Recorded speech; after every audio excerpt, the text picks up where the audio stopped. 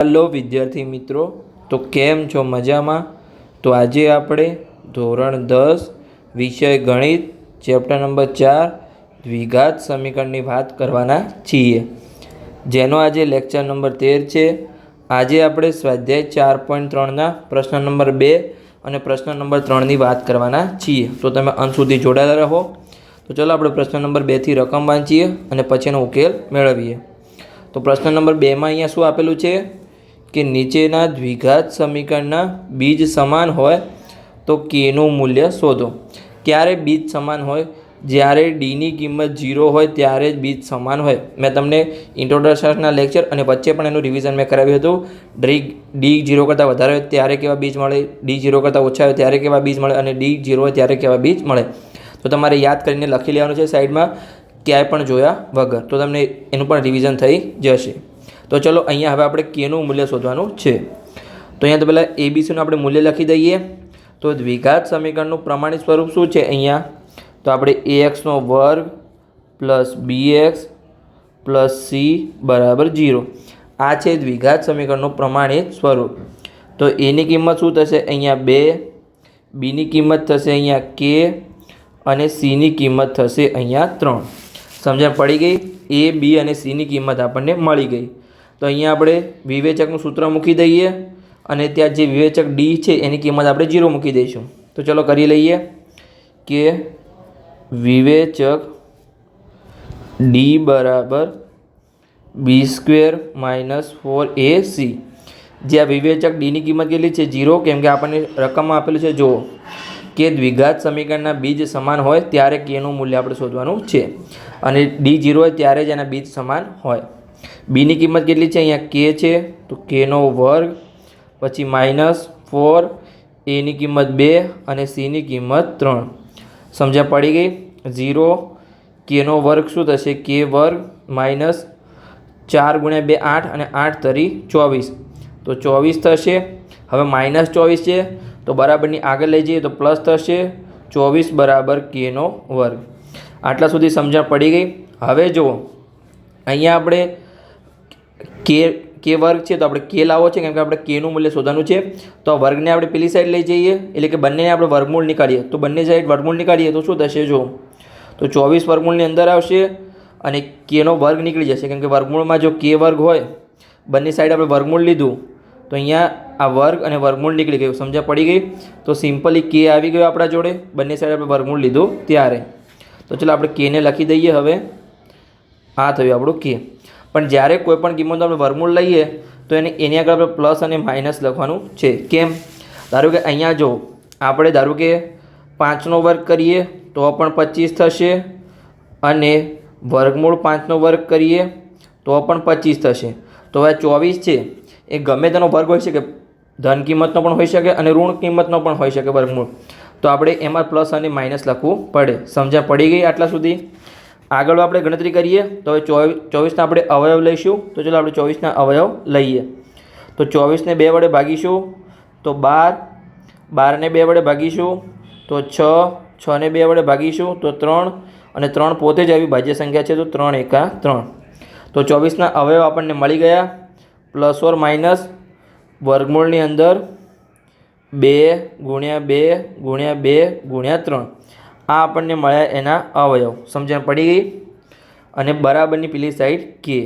હવે જો અહીંયા આપણે 2 2ની જોડ બનાવવાની છે, જે સમાન હોય એમ 2 2ની જોડ બનાવવાની છે। તો અહીંયા માત્ર આની જોડ બનશે, પાછળ બીજું 2 અને 3 ગુણાકારમાં રહેશે। તો આપણે એનો વર્ગ લઈએ અહીંયા, પ્લસ ઓર માઇનસ વર્ગમૂળની અંદર 2નો વર્ગ પછી 2 × 3। તો અહીંયા જો વર્ગ અને વર્ગમૂળ નીકળી જશે તો 2 બહાર આવશે તો આપણે લાવી દઈએ પ્લસ ઓર માઇનસ વર્ગમૂળની બહાર 2 અને અંદર જો 2 × 3 કેટલા થશે? 6 થશે અને કે। આ આપણને મળી ગઈ કેની કિંમત સિમ્પલી। તો એને આપણે કૌંસમાં લખી દઈએ અને પછી એને આપણે હાઇલાઇટ કરી દઈએ કે જે આપણો પહેલો પ્રશ્ન હતો એની કેની કિંમત આપણને મળી ગઈ છે। તો ચલો આને આપણે હાઇલાઇટ કરી લઈએ સરખી રીતે। આ આપણું હાઇલાઇટ થઈ ગયું છે, સરખી રીતે આપણે કરી લઈએ। થોડી મિસ્ટેક થઈ છે, સરખી રીતે કરી લઈએ। ઓકે, થઈ ગયું કમ્પ્લીટ હાઇલાઇટ। આ આપણું થઈ ગયું હાઇલાઇટ। તો આપણે આગળનો પ્રશ્ન હવે સોલ્વ કરીએ। પ્રશ્ન નંબર 2 એમાં આપણને શું આપેલું છે તો જુઓ kx અને કૌંસની અંદર x - 2 + 6. તો અહીંયા આપણને સરખી રીતે આપેલું નથી તો પહેલાં તો આપણે દ્વિઘાત સમીકરણ બનાવવું પડશે સરખી રીતે. kx વર્ગવાળું પદ જોશે, પછી x વાળું પદ જોશે અને અચળ પદ હોય જેટલા પણ પદ આપણે મળે એવું સરખી રીતે આપણે કૌંસનો ગુણાકાર કરી લઈએ. તો અહીંયા kxનો ગુણાકાર પહેલાં x સાથે થશે અને પછી -2 સાથે. તો અહીંયા kxનો વર્ગ થશે x સાથે ગુણાકાર અને -2 સાથે તો -2kx પછી +6 અને બરાબર 0. હવે આપણે અહીંયા દ્વિઘાત સમીકરણનું પ્રમાણિત સ્વરૂપ લખી દઈએ તો આપણને a, b અને c ની કિંમત મળી જાય. તો અહીંયા axનો વર્ગ પ્લસ bx અને પ્લસ c બરાબર 0. તો અહીંયા આપણને એની કિંમત મળી જાય. તો એની કિંમત કેટલી થશે અહીંયા k, પછી બીની કિંમત કેટલી થશે અહીંયા -2k થશે. કેમ કે અહીંયા જો બીની કિંમત લેવાની છે, પાછળ x આપણે લેવાનું નથી, તમારે ખાસ ધ્યાન રાખવાનું છે. અને અહીંયા c ની કિંમત આપણને મળશે અહીંયા +6. હવે આપણે જો વિવેચક d0 હોય છે તો આપણે એનું સૂત્ર લખી દઈએ કે વિવેચક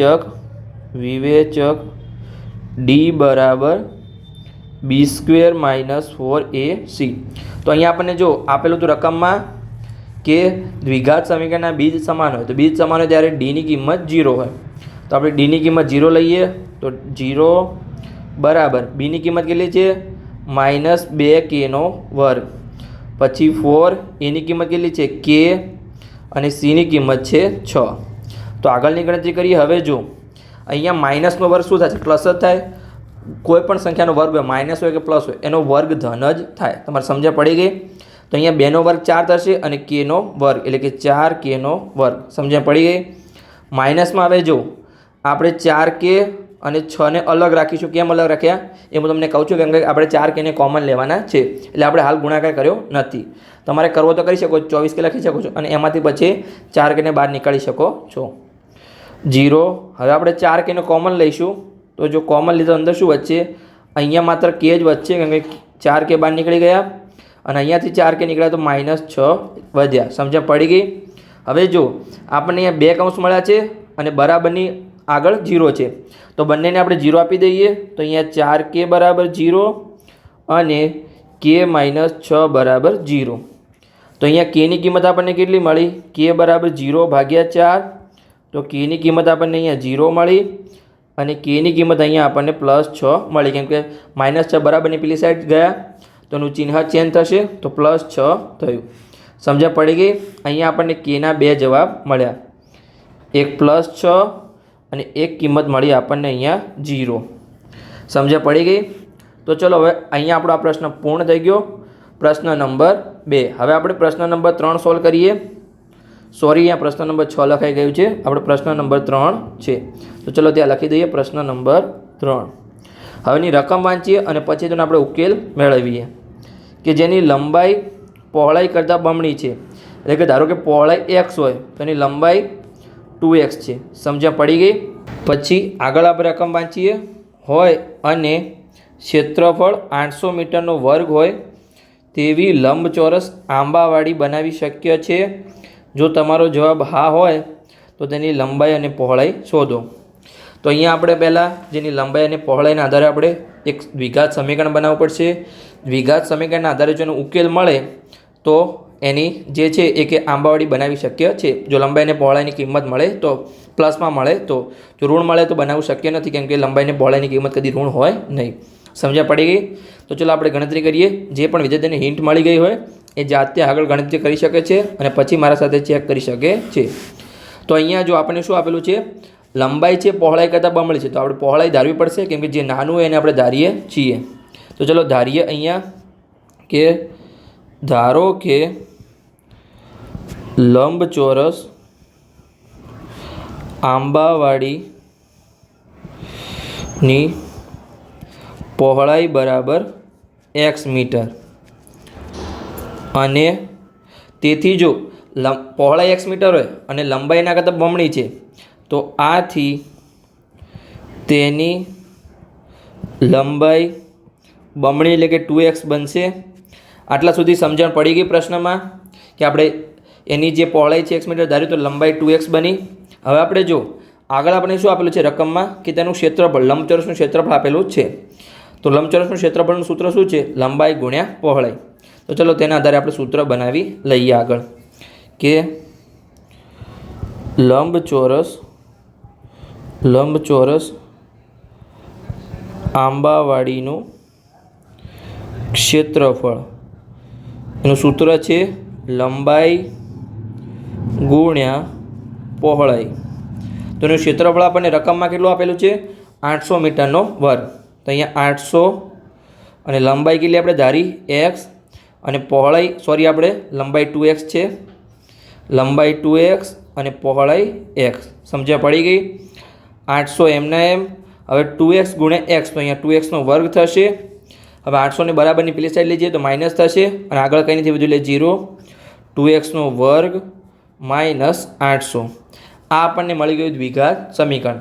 અહીંયા x વાળું પદ નથી, પણ એ જરૂર નથી દરેક પદ હોય. મેં તમને ઇન્ટ્રોડક્શન લેક્ચરમાં કીધું હતું દરેક પદ હોય એ જરૂર નથી, પણ x વર્ગવાળું પદ હોવું જરૂરી છે દ્વિઘાત સમીકરણમાં. એ તમારે ખાસ ધ્યાન રાખવાનું છે. અચળ પદ અથવા x વાળું પદ હોય એવું જરૂરી નથી.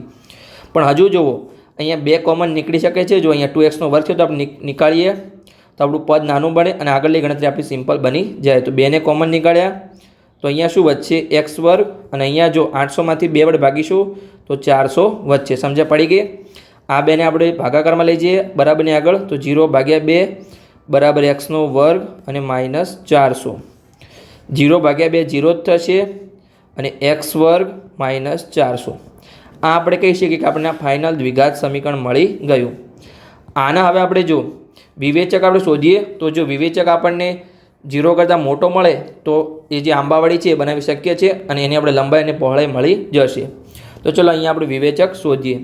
એની પહેલાં અહીંયા આપણે ABCની કિંમત શોધી લઈએ. તો દ્વિઘાત સમીકરણનું પ્રમાણિત સ્વરૂપ શું છે? ax² + bx + c બરાબર 0. તો અહીંયા એની કિંમત કેટલી છે? કંઈ નથી, એટલે કે 1. એની કિંમત 1. બી આપણને કંઈ નથી, જો અહીંયા x વાળું પદ જ નથી તો બીની કિંમત 0 અને સીની કિંમત અહીંયા આપણને -400 આપેલી છે. આ તમારે ખાસ ધ્યાન રાખવાનું છે. ઘણા બધા જો અહીંયા બીની જગ્યાએ -400 લે છે, કેમ કે જો એક્સનું પદ x વર્ગ છે કે એની કિંમત 1 અને બીની કિંમત -4. સી અહીંયા આપેલું નથી, પણ અહીંયા x વાળું પદ નથી. જો બી છે એ xના ગુણાકારમાં છે, ક્યાંય x વાળું પદ છે તો નથી, તો તે આપણે 0 લેવાનું છે. અને સી આપણું અચળ પદ છે એ આપણને -400 આપેલું છે. તો ચલો અહીંયા હવે આપણે વિવેચક શોધી લઈએ. તો વિવેચક D બરાબર b² - 4ac. તો બીની કિંમત કેટલી છે? 0. તો 0 નો વર્ગ -4, એની કિંમત 1 અને સીની કિંમત -400. તો અહીંયા 0 નો વર્ગ કેટલો થશે? 0 જ થશે. માઇનસ અહીંયા 4 ગુણ્યા 1 4 અને -400 સાથે ગુણાકાર થશે. હવે જો અહીંયા આપણે ડાયરેક્ટ કરી દઈએ. જો ડાયરેક્ટ જ આપણે ગુણાકાર કરી દઈએ. 4 ગુણ્યા 1 4 થશે અને -400 નો ગુણાકાર 4 સાથે તો -1600 થશે. સમજ્યા પડી ગઈ? આગળ 0. હવે જો માઇનસ પ્લસ થશે તો 0 + 1600. અહીંયા માઇનસ ગુણાકારમાં -1600 તો +1600 થયા અને 0માં 1600 ઉમેરીએ તો 1600 મળશે. તો આ આપણી જે કિંમત મળી ડીની કિંમત એ 0 કરતાં મોટી છે. તો કે હા મોટી છે. જે +1600 છે એ 0 કરતાં મોટા છે. પ્લસ માઇનસ તમારે ખાસ ધ્યાન રાખવાનું છે. તો તમારે -1600 આવશે તો તમે અહીંયા પ્રશ્ન છોડી મૂકશો કે આંબાવાડી બનાવી શક્ય નથી, કેમ કે ડી વિવેચક 0 કરતાં ઓછા મળ્યા છે. પણ અહીંયા આપણને ડીની કિંમત મળે છે 1600, એટલે આંબાવાડી બનાવી શક્ય છે. તો ચાલો લખી દઈએ કે અહીં ડી ઇઝ ગ્રેટર દેન 0, એટલે કે 0 કરતાં મોટા હોવાથી તેથી આંબાવાડી બનાવવી શક્ય છે. સમજ્યા પડી ગઈ? જો આંબાવાડી બનાવી શક્ય હોય તો આપણને આગળ પ્રશ્ન શું આપેલો હતો આપણે જોઈ લો. આપણે કે આપણને રકમમાં શું આપેલું હતું? જો તમારો જવાબ હા હોય આંબાવાડી બનાવી શકાય તો તેની લંબાઈ અને પહોળાઈ શોધો. તો અહીંયા આપણે એક્સની કિંમત શોધવાની છે. તો ચલો શોધી લઈએ આપણે કે આપણને જે દ્વિઘાત સમીકરણ આપેલું હતું એનો આપણે ઉકેલ શોધીએ. તો અહીંયા આપણા માટે 2 રીત છે. એક અવયવીકરણની રીત અને એક બીજ સ્વરૂપની રીત. તો આપણે બીજ સ્વરૂપની રીતનો ઉપયોગ કરીશું કેમ કે એ સિમ્પલ રીત છે. તો ચલો શોધી લઈએ. એનું સૂત્ર શું છે તમને યાદ હશે? x બરાબર -b ± વર્ગમૂળની અંદર b² - 4ac ભાગ્યા 2a. અહીંયા જો બીની કિંમત તો 0 છે તો માઇનસ મૂકવાની જરૂર નથી, ડાયરેક્ટ 0 પ્લસ ઓર માઇનસ. હવે જો b² - 4ac તમારે ફરીથી શોધવા જવાનું નથી, કેમ કે આપણો જે ડી વિવેચક છે એ b² - 4ac છે. તો એની કિંમત આપણને 1600 મળી છે, તો ડાયરેક્ટ લખી દઈએ વર્ગમૂળની અંદર 1600 અને ભાગાકારમાં 2 અને એની કિંમત કેટલી છે? જો આપણે અહીંયા એની કિંમત 1 છે તો લખી દઈએ એની કિંમત 1. હવે જો આ 0ની કોઈ વેલ્યુ નથી એટલે ડાયરેક્ટ પ્લસ ઓર માઇનસ. હવે વર્ગમૂળ આપણે નીકાળીએ. 1600નું વર્ગમૂળ કેટલું નીકળશે? જો તમારે 4નો વર્ગ 16 થાય, એ તમને યાદ છે કે 4નો વર્ગ 16 અને 10નો વર્ગ કેટલો થાય? તો 100 થાય. તો સમજ્યા પડી ગઈ. અને 16 ગુણ્યા 100 તો આપણને શું મળ્યું? અહીંયા વર્ગમૂળની અંદર 4નો વર્ગ અને 10નો વર્ગ. તો આપણે લખીએ વર્ગમૂળની અંદર કે 4નો વર્ગ અને ગુણ્યા 10નો વર્ગ. સમજણ પડી ગઈ? તમે અવયવ પાડીને પણ શોધી શકો. તમને આ જ મળશે 4નો વર્ગ અને 10નો વર્ગ. આ મેં ડાયરેક્ટ લખ્યું છે. નીચે ભાગાકારમાં 2. હવે જો વર્ગ અને વર્ગમૂળ નીકળી જશે તો પ્લસ ઓર માઇનસ શું બંનેનો વર્ગ છે એટલે બંને નીકળી જશે વર્ગમૂળની બહાર. તો 4 ગુણ્યા 10 તો આપણને શું મળ્યું? નીચે ભાગાકારમાં 2. તો આપણે ઉડાડીએ તો જો 2 2 ઉડી ગયા તો આપણને શું મળ્યું? 2 ગુણ્યા 10 કેટલા થશે? પ્લસ ઓર માઇનસ 20 થશે. આ આપણને મળી એક્સની કિંમત. તો આપણે જો એક્સની 2 કિંમત મળી, એક્સ બરાબર +20 અને એક કિંમત મળી આપણને એક્સ બરાબર -20. બંને આપણને અહીંયા કિંમત મળી છે. તો આપણે જોઈએ કે કયો જવાબ આપણો સાચો છે કે બંને સાચા છે. તો આપણે જો એક્સ શું ધાર્યું હતું અહીંયા આપણે કે ધારો કે લંબચોરસ આંબાવાડીની પહોળાઈ. તો પહોળાઈ જેની છે એ કદી ઋણ હોય નહીં, ધન જ હોય. તો આપણો ઋણ જવાબ છે એ શક્ય નથી. અને જે આપણો ધન જવાબ છે એ આપણો સાચો જવાબ છે. એટલે કે આંબાવાડીની પહોળાઈ 20 મીટર છે. તો એની લંબાઈ કેટલી થશે? બમણી હતી તો 2x એટલે કે 40 મીટર થશે. તો ચાલો આપણે જવાબ લખી દઈએ અહીંયા કે લંબચોરસ આંબાવાડીની